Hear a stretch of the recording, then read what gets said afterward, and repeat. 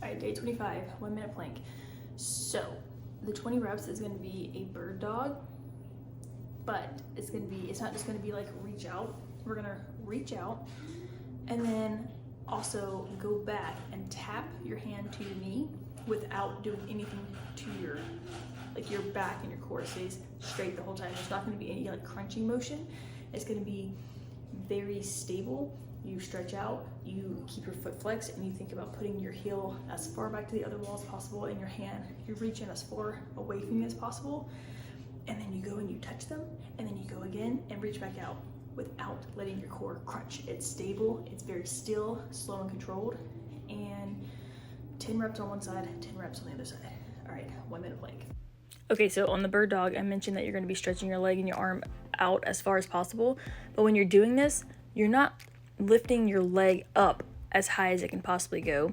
It doesn't have to be like your leg and your arm is not gonna be high. You're just going straight out and you're keeping your core braced. And so there should not be an arch in your back. Like you shouldn't be stretching out so far that you end up arching.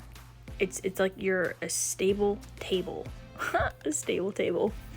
And you're keeping the core braced. It's gonna work your transverse abdominis, your inner deep core muscles, which, as I've mentioned before, is the most important core muscle to train.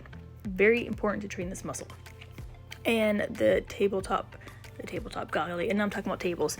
The bird dog puts you in an unstable position because of the opposite arm and leg going out, and then as you come back in to touch your knee, that's the whole process is just putting a lot of emphasis on the deep core muscles and challenging them in a way that they really have to stabilize so that you're not toppling over. Another important thing to mention is that you need your hips to be directly over your knee, and then your shoulders are going to be directly over your wrist in the setup. Anyways, I mentioned in yesterday's video that strength is going to be your best asset, and I want to elaborate on that a little bit. It's so hard to fit everything in that I want to say because these videos are so short, but when I say strength is your best asset, I don't mean like you need to go be in strongman competitions, being the strongest person that ever lived. I just mean that for you, for your own body as an individual, muscle is so important. The strength of your muscle is so important because your muscle, as I've mentioned before, is holding everything in your body in place.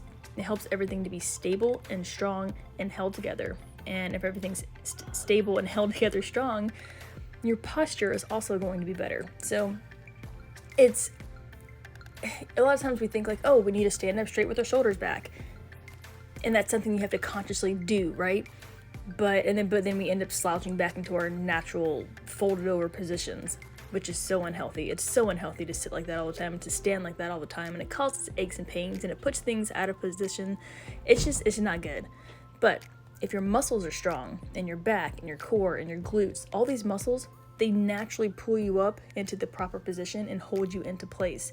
And with you being in the proper position, you're not going to be putting strain on areas of your body that will end up causing pain because it's constantly like let's say you're slouched over all the time, and so then your head is more migrated forward. That's going to put a lot of stress on your upper traps. So just strengthen your muscles.